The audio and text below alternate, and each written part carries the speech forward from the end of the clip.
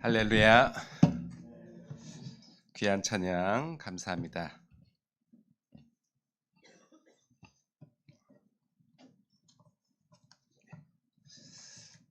오늘 본문의 주인공은 다니엘입니다. 여러분들은 다니엘을 어떻게 기억하고 계신가요?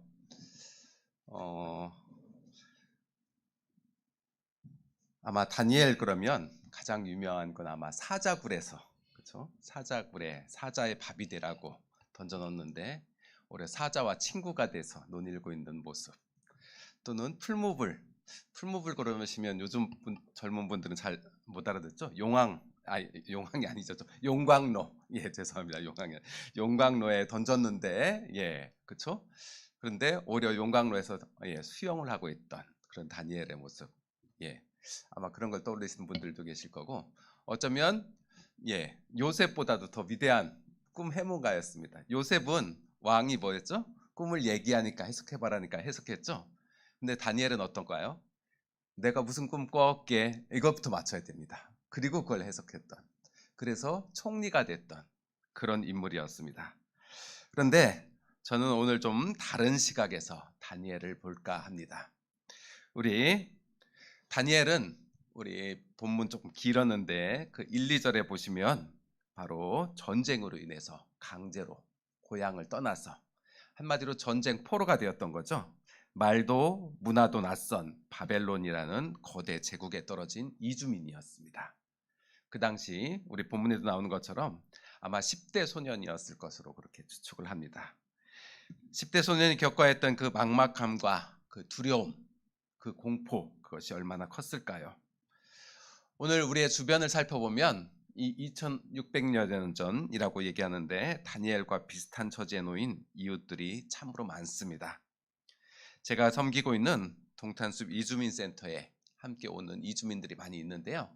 거기 이주민들을 보면 크게 두 부류로 나눌 수 있습니다. 어떻게 나눌 수 있을 것 같으세요? 남녀? 그것도 있지만 보통 한국에 왔다가 다시 고향으로 돌아가시는 분들 한 부류가 있고요. 한 부류는 그럴 계획이 없고 이곳 한국 땅에서 계속 정착하고 그리고 한국 사람으로 귀화, 그렇게 할 국적을 취득하는 목적으로 오시는 분들이 있습니다.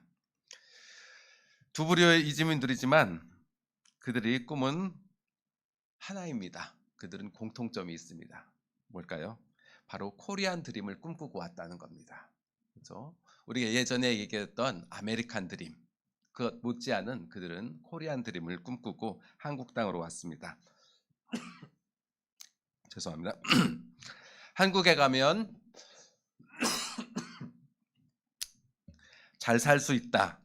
한국 가서 돈을 벌면 나도 행복해질 수 있다는 희망 하나를 붙들고 물살고 낯선 땅으로 그렇게 왔습니다. 오늘 저는 다니엘서를 통해서 우리가 이 두 부류의 이웃들을 어떤 시선으로 바라봐야 하는지, 그리고 우리 교회가 함께하고 있는 우리 동탄숲 이주민센터가 이들을 위해서 무엇을 기도해야 하는지 함께 나누었으면 합니다. 먼저 다니엘이 처한 상황을 먼저 볼까요? 다니엘서의 시작은 매우 암울합니다. 감사합니다. 1절과 2절을 보면 유다의 왕 여호야김이 시대에 바벨론의 느부갓네살 왕이 예루살렘을 포위하고 함락시킵니다. 그리고 하나님의 성전에 있던 그릇들을 탈취하여 자기들의 신인 보물 창고에 넣습니다. 그냥 전쟁에서 한번 패한 것으로 우리들의 시선에는 그렇게 보일 수도 있지만 고대 근동에서 전쟁의 승패는 바로 사람들의 일이 아니었습니다. 바로 그들이 섬기고 있는 신, 그 신들 중에서 누가 더 센가를 경합하는 그런 장이었던 것이죠. 즉 전쟁에서 패배했다는 건 내가 섬기고 있는 하나님이 패배했다는 뜻이고, 그리고 적들의 신이 바로 더 하나님보다 강하다는, 위대하다는 것들을 증명하는 또 다른 그런 증거였습니다. 그렇게 전쟁에서 패배하고 나라가 망했고 왕족과 귀족들은 포로로 끌려갔습니다. 절망 그 자체지요. 이제는 귀족이 아니라 전쟁 포로고, 전쟁 포로에서 노예로 그렇게 전락할 수 있는 그런 전체절명의 위기의 상황에 있습니다. 하지만 절망의 한복판에서 반전이 일어납니다. 바벨론 왕은 포로로 잡혀온 소년들에게 그 중에서 골라서 왕궁에서 엘리트 교육을 시킵니다. 그리고 또한 왕이 먹는 궁중의 진미를 바로 그들에게 주고 그리고 포도주를 줍니다. 포로 신세에서 노예로 전락할 수 있는 그런 상황에서 세계 최대 강국 바벨론의 고위 공무원이 될 수 있는 또 다른 반전이 일어난 것이지요. 인생 역전의 기회가 열린 것입니다. 하지만 이는 기회이자 또 한편으로는 회유책입니다. 이것이 우리를 넘어뜨리는 세상의 방식이기도 합니다. 사탄은 때로는 고난으로 그렇게 우리를 채찍질하여 쓰러지기도 하지만 더 무서운 것은 때로는 성공이라는 그런 방식이기도 한 것 같습니다. 너희의 정체성을 버리고 바벨론 사람이 되라. 그러면 내가 너희를 배부르게 해주겠다. 출세시켜주겠다. 이것이 바로 바벨론이 주는 유혹이었습니다. 이 유혹은 오늘날 이주민들에게도 똑같이 다가오는 것 같습니다. 먼저 이주 노동자에게는 물질의 진미가 그들을 유혹합니다. 야근, 특근을 해서라도 1원이라도 더 많이, 더 빨리 벌어서 고향으로 돌아가야지. 너희들은 돈 벌러 왔잖아. 그들뿐만 아니라 우리들도 그렇게 그들을 바라보고 그들을 그렇게 채찍질합니다. 세상은 그들에게 돈이고 성공이고 그들의 최종 목적지라고 그렇게 가르칩니다. 그래서 돈을 위해서라면 영혼이 메마르는 그런 것쯤이야, 얼마쯤이야 당연한 것으로 그렇게 감수하라고 합니다. 또 한편으로 결혼 이주 여성들에게는 동화의 압박이 있습니다. 7절에 보면 다니엘의 이름을 바벨론식으로 바꿉니다. 우리 예전 말로 하면 창씨개명을 하는 것이죠. 즉 정체성을 바꾸라는 것입니다. 마찬가지로 결혼 이주 여성들은 한국에 오자마자 너희 나라들은 미개한 나라잖아. 너희들이 살았던 그런 습관들 이제는 버려. 완벽한 한국의 아내가 돼. 한국의 어머니가 돼. 한국 엄마처럼 아이를 키워라는 그런 무언의 압박을 받습니다. 이분들에게 성공은 남들에게 무시당하지 않는 한국 사람이 되는 것, 그리고 자신의 아이들을 한국 아이들처럼 똑똑하게 키워내는 것입니다. 그래서 안정된 가정을 꾸리는 것이겠지요. 이것이 그들이 간절히 원하는 왕의 진미일 것입니다. 물론 돈을 버는 것, 그리고 한국 사회에 잘 정착해 가는 것, 이것은 굉장히 중요한 문제입니다. 하지만 이 과정에서 더 중요한 것이 지워지고 있다는 것입니다. 바벨론의 방식은 성공을 추는 척하지만 결국에는 우리의 영혼을 병들게 합니다. 성공보다 더 큰 가치가 있음을 우리에게 있어서 잊게 하는 것이지요. 그런데 여기서 다니엘의 위대한 결단이 나옵니다. 다니엘은 이 화려한 성공의 길 앞에 지금 놓여 있는데 그 길 앞에서 달려가기보다는 멈춰 섭니다. 그리고 전혀 다른 선택을 하지요. 8절입니다. 다니엘은 이 뜻을 정하여 왕의 음식과 그가 마시는 포도주로 자기를 더럽히지 아니하리라 하고 라는 말씀이 나옵니다. 다니엘은 바빌론이 시켜주는 그런 교육들을 철저하게 잘 따르고 그곳에 잘 받아들입니다. 그 사회에 적응을 해가는 것이지요. 하지만 신앙의 양심을 파는 음식은 거절했습니다. 지금 시각으로 본다면 음식과 포도주를 먹는다고 무슨 신앙을 파는 거야? 하고 우리가 볼 수 있겠죠. 이해가 안 될 수도 있습니다.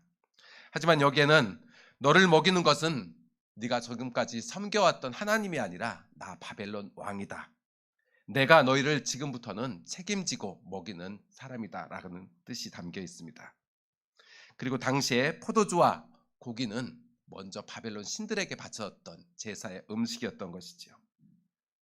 나는 바벨론의 고위 관리가 되기 전에 하나님의 자녀다라는 선포, 그 뜻을 되새기는 바로 그런 각오입니다.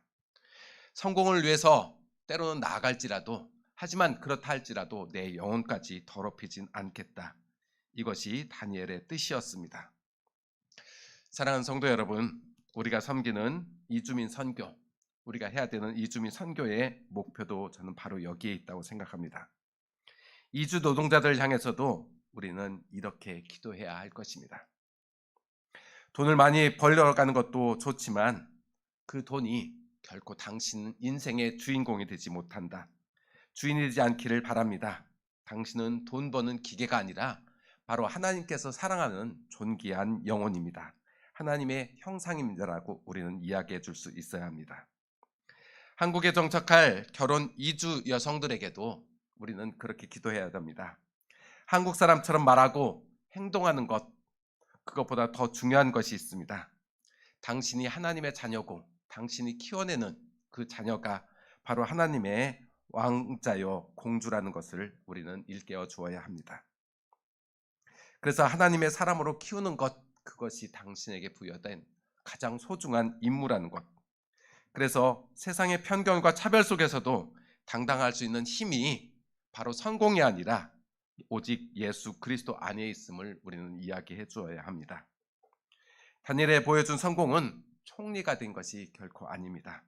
낯선 땅, 차별과 외로움 속에서도 그 땅에서도 나는 하나님의 사람입니다라는 자존감을 잃지 않고 당당하게 살아냈던 것, 그것이 바로 노예의 자리로 떨어질 수 있는 그런 벼랑꽃이었던, 사자굴이었던, 풀무불이었던, 그는 언제나 그 하나님을 잃지 않고 자존감 있는 하나님의 사람으로 살아갔습니다.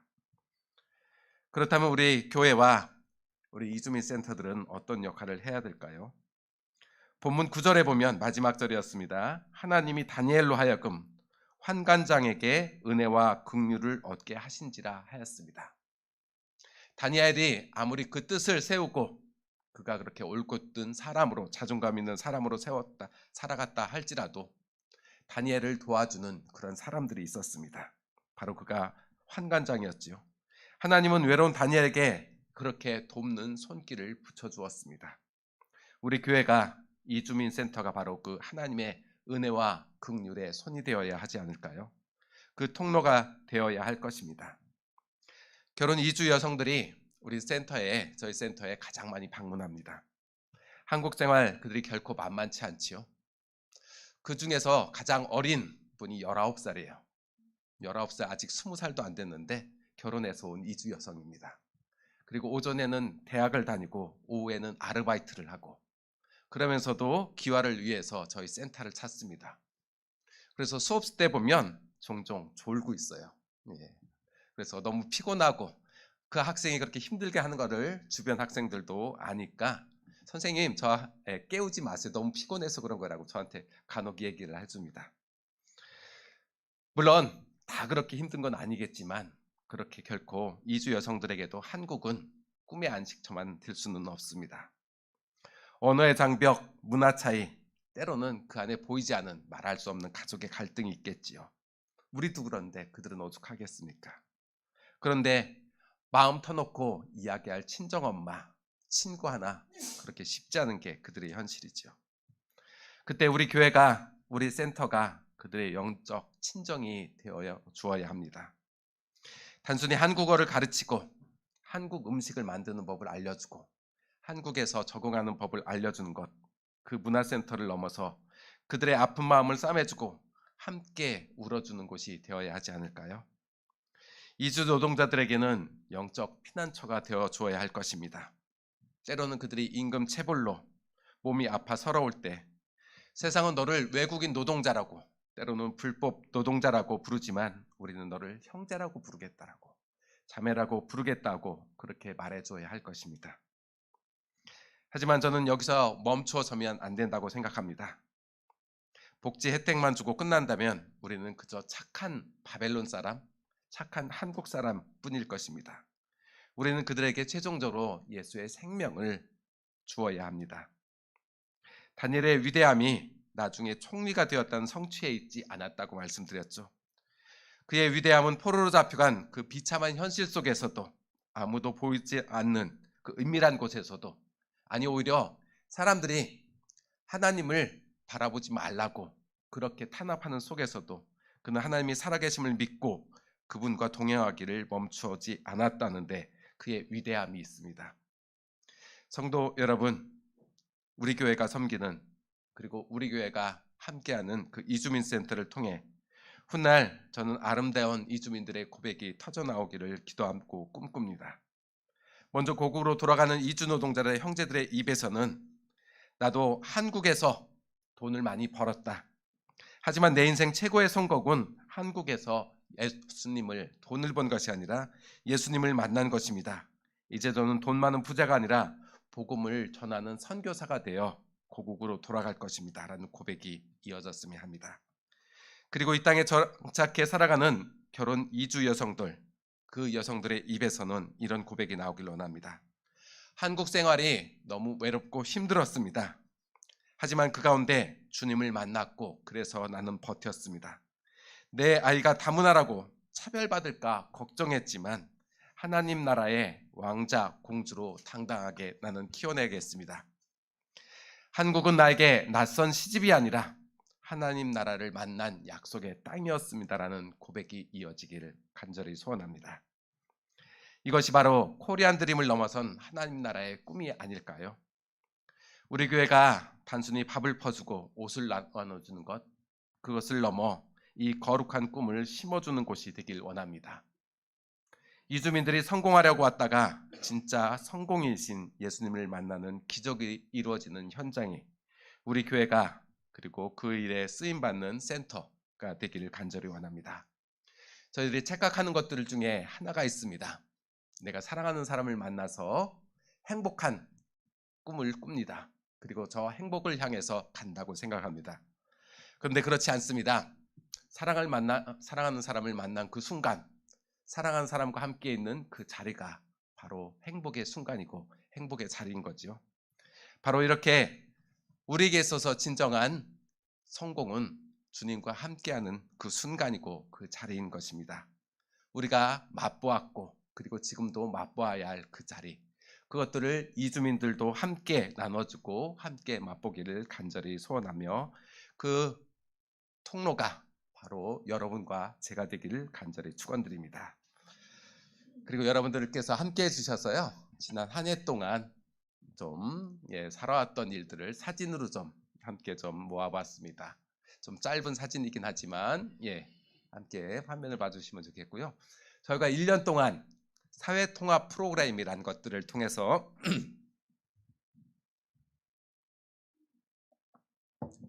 이주민들을 만나왔습니다. 첫 학기에 30여 명이 1년에 3학기로 이루어지는데 첫 학기에 30여 명이 모였고요. 그리고 두 번째 학기에 34명, 그리고 세 번째 학기에는 이제 3개 반이 지금 세 번째 학기입니다. 다음 주에 끝나는데요. 49명 이렇게 해서 만나고요. 그리고 주말에 직장인들이라든지 사회통합 프로그램이 아니라 직장인들이나 저 사회통합 프로그램은 외국인 등록증이 있는 합법적인 신분인 분들만 들을 수 있어요, 자격이. 그래서 직장인들이나 아니면 그런 거 상관없이 열린 교실로 해서 토요일 주말에도 열어서 지금 8명의 수업을 받고 있습니다. 그래서 총 한번 누계를 내봤더니 저희가 27개 국가예요. 굉장히 많죠?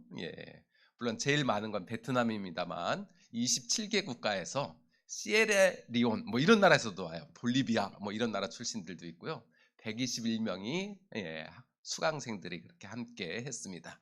넘겨주시죠. 남녀 비율 보면 여가 절대적이죠. 남자가 13명이고요. 여자가 108명입니다. 저희가 주로 주간에 이루어지고 있어서 아직 주말 수업은 사회통합 프로그램이 주말 수업도 있는데 주말 수업은 못하고 있고 주간 수업에만 이루어지니까 대부분들이 결혼 이주 여성들, 동탄의 지역적 특성이기도 하고요. 그래서 그렇게 있는 거고, 오시는 분들 보면 동탄이 대부분입니다. 한 3분의 2 정도는 동탄에 사시는 분들이고요. 그리고 오산이 좀 많아요.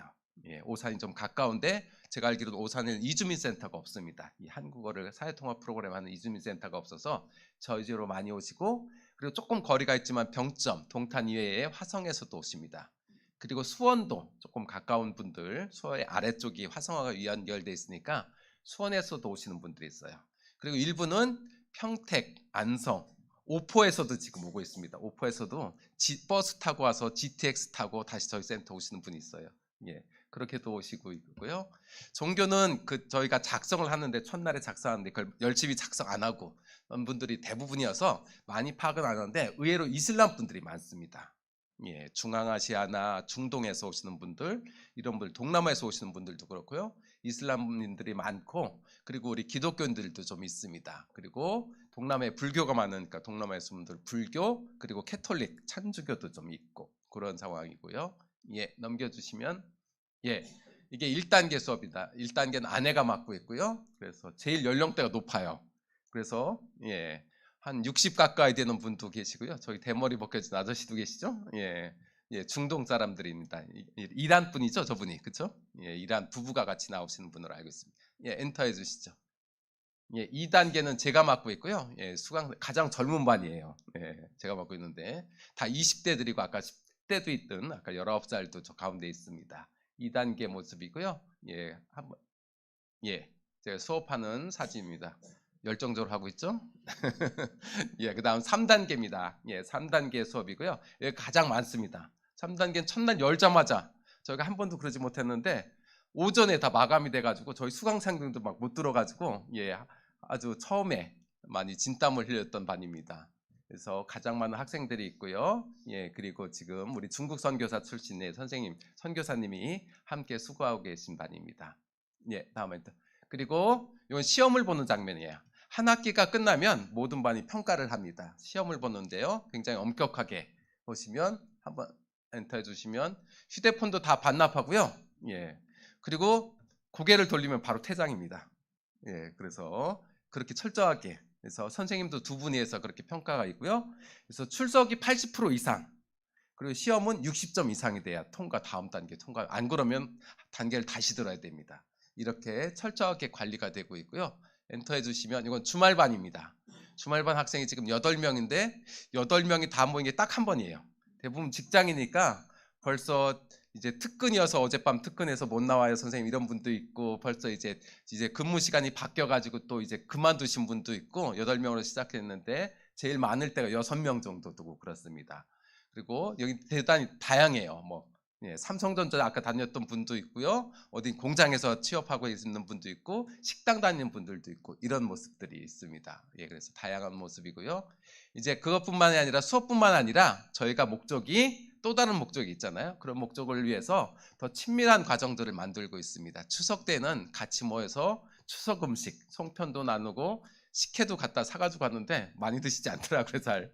예, 그리고 윷놀이나 추석 같은 전통놀이 같은 것도 알려주면서 함께 친교를 다지는 모습입니다. 그리고 넘겨주시면 저희가 한 학기에 한 번 정도씩은 문화 탐방을 하려고 해요.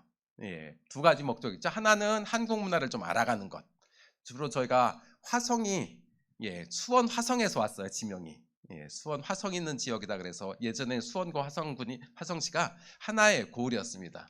그래서 그 뿌리가 되는 수원 화성으로 많이 가고요. 그래서 같이 갔던 그런 탐방 모습입니다.